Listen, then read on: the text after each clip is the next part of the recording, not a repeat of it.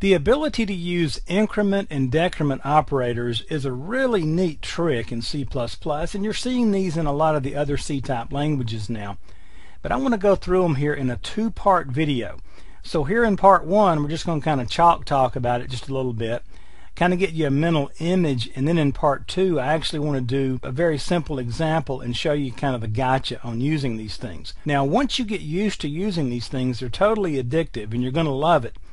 But these things will bite you from time to time, and you have to make sure that you understand what's really going on with them to be able to use them effectively. And so that's what we're going to cover in these two videos.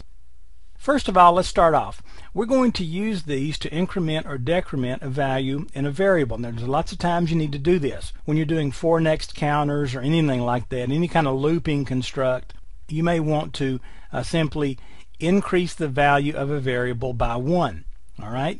This is a great shortcut because it saves you a lot of code, but it's very simple, like most things in C++ are. Notice the little smiley face. All right, they start off very simple, but then kind of back there in the background, there's a couple of gotchas that seem to pop up and steal half an afternoon from you from time to time. Okay, so here's the situation. We've got the variable total, and we want to increment total by 1. So we're going to set total equal to whatever is in total plus 1. So the first time over this, total would be 0. 0 plus 1 is 1. It goes into total. Now total is equal to 1. The second time over, total is equal to 1. So 1 plus 1 is 2. That goes into total. Total's now worth 2. All right? Very simple concept. But we don't want to write total equals total plus 1 every time. So we can simply write total plus equals 1. That does the very same thing in our code. All right? Then there's an even shorter way to get there, and that is to do plus plus total. Now, notice something that just happened kind of interesting here, and this is what will burn you later on. We'll look at it in the example. Total plus equals 1. Notice everything's on the right side. Here, total plus 1. Everything's on the right side of the variable. But when I did it this way, notice my plus plus went on the left side.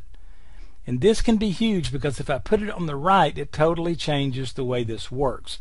So increment and decrement operators can be used in two ways. And this is what you really need to understand about these. First of all, you can use them as a prefix type property. And this is exactly the examples that I showed you in the previous slide. Plus plus total. All right?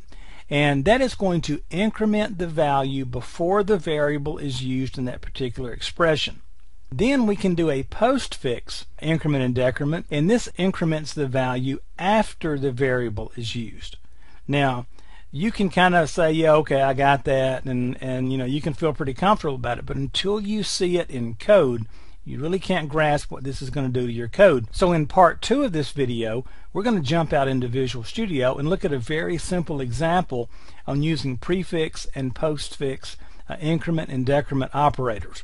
And this is a good example of what you should do with all of these things. We're going to do very, very simple basic examples here to help you really burn it into your brain what's going on here in the background in C++. So join me in part 2. We'll jump into Visual C++ and write some code.